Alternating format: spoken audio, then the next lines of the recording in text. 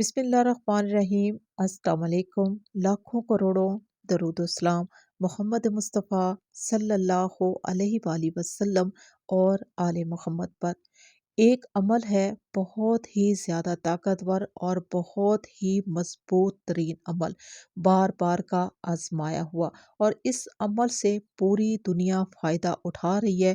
और इस अमल को दुनिया में बेशुमार लोगों ने किया और फ़ायदा उठाया। और इस अमल में कुरान पाक की सबसे छोटी सूरत, जिसके बेशुमार फ़ायदे हैं। और इस अमल को जिसने जिस मकसद के लिए किया, तो किसी ने दर्द से किया, तो किसी ने गम से किया, किसी ने आंसू बहाकर, तो किसी ने जज्बे से, किसी ने अल्लाह से बातें करते हुए, किसी ने गम और विदान की कैफियत से।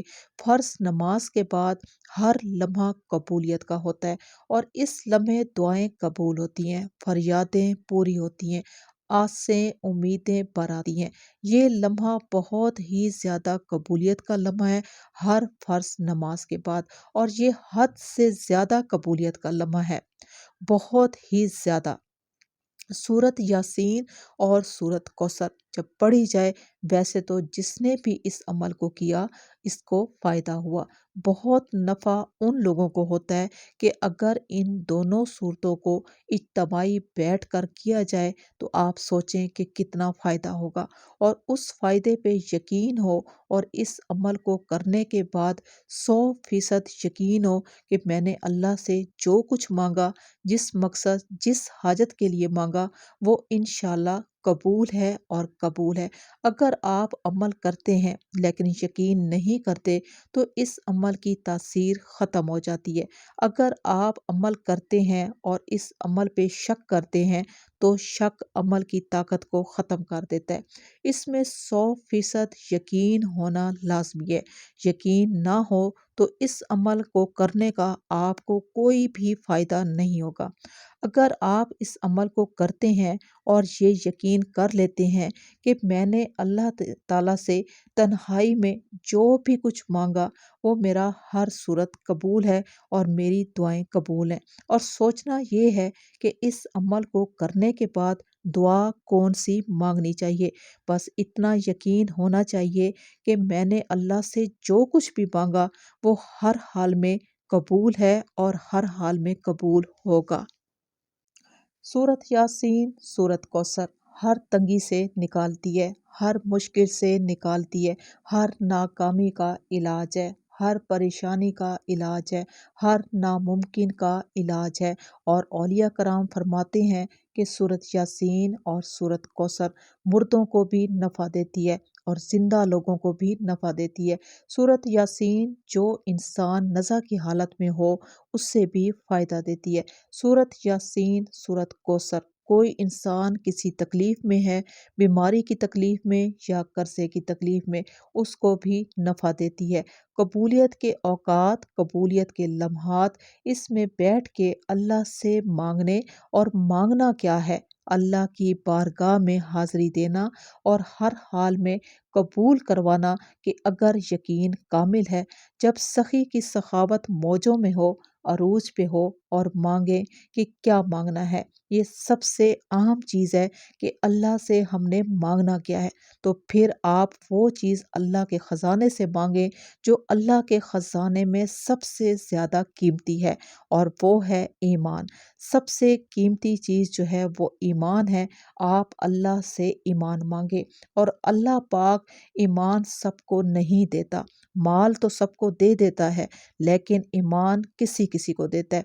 अपने ना मानने वालों को भी रिज़्क़ के दरवाज़े खोल देता है, और मानने वालों को भी रिज़्क़ के और हर हाजत कबूल होने के दरवाज़े खोल देता है। अपने दोस्तों को भी देता है, लेकिन अपने दुश्मनों को उससे भी ज़्यादा देता है।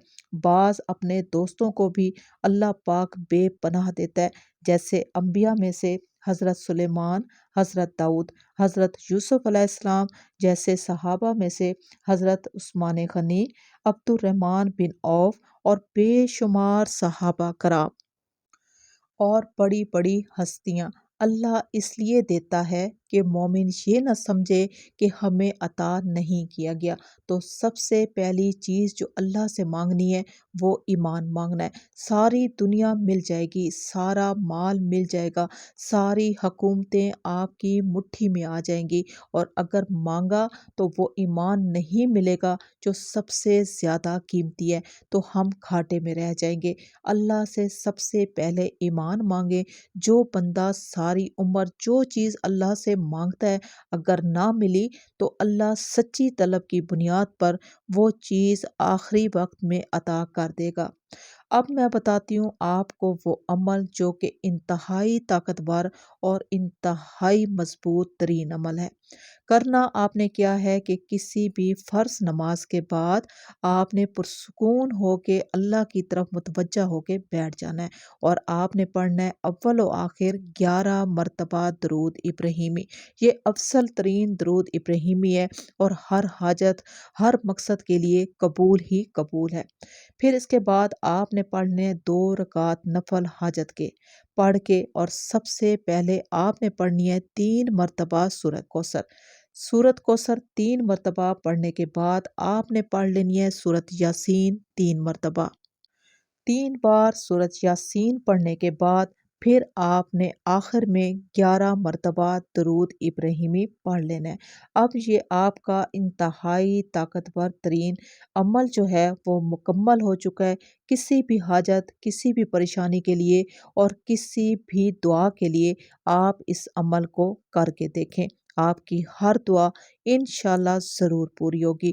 دل میں رکھ کر اس عمل کو کریں، اور انشاءاللہ آپ کا ہر عمل قبول ہی قبول ہے۔